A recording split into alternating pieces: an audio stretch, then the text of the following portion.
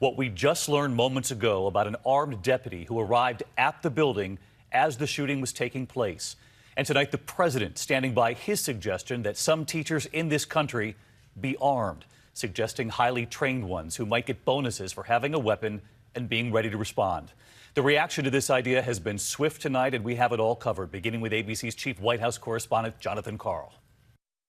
Today, President Trump declared a way to stop what he called the horrible plague of school shootings, getting teachers who are trained to use firearms to bring their weapons to school. Instead of advertising, this school has no guns, we are gun free, you let the people know the opposite. You come into our schools, you're going to be dead, and it's going to be fast.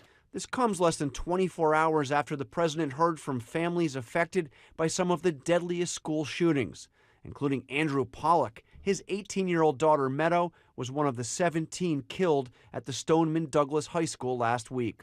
How many schools, how many children have to get shot? It stops here with this administration and me.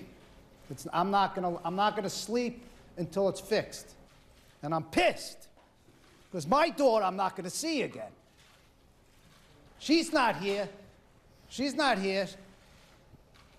And then a plea from Sam Zeif, who lost his best friend. I turned 18 the day after. Woke up to the news that my best friend was gone. And I don't understand why I could still go in a store and buy a weapon of war. President Trump surveyed the group on the idea of arming teachers.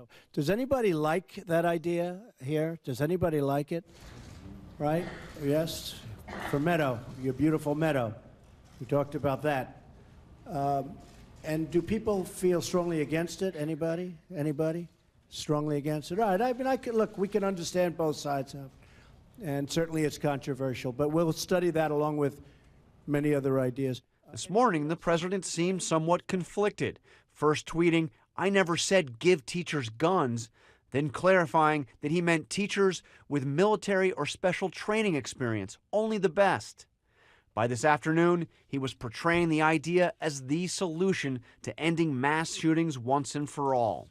I think a concealed permit for having teachers and letting people know that there are people in the building with guns, you won't have, in my opinion, you won't have these shootings, because these people are cowards. He even suggested giving bonuses to teachers willing to bring concealed weapons to school. They have to go to training, I would say every 6 months or every year. They have to have a fairly, really a rigorous course in what they're doing.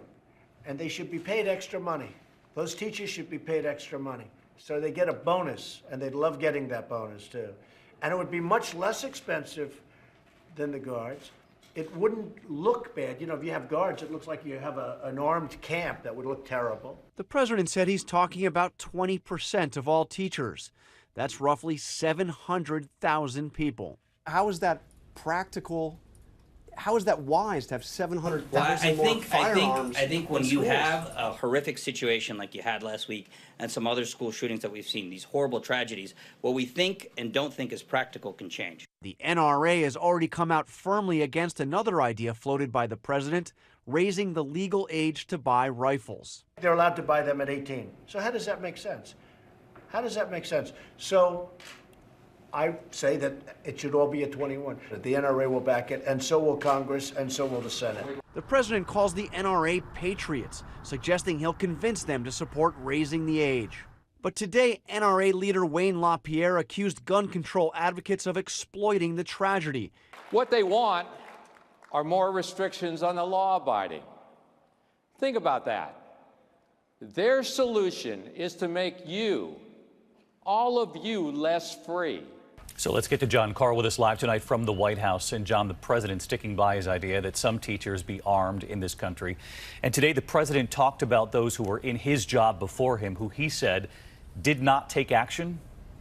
Of course, most recently, President Obama tried very hard to get Congress to pass gun control measures.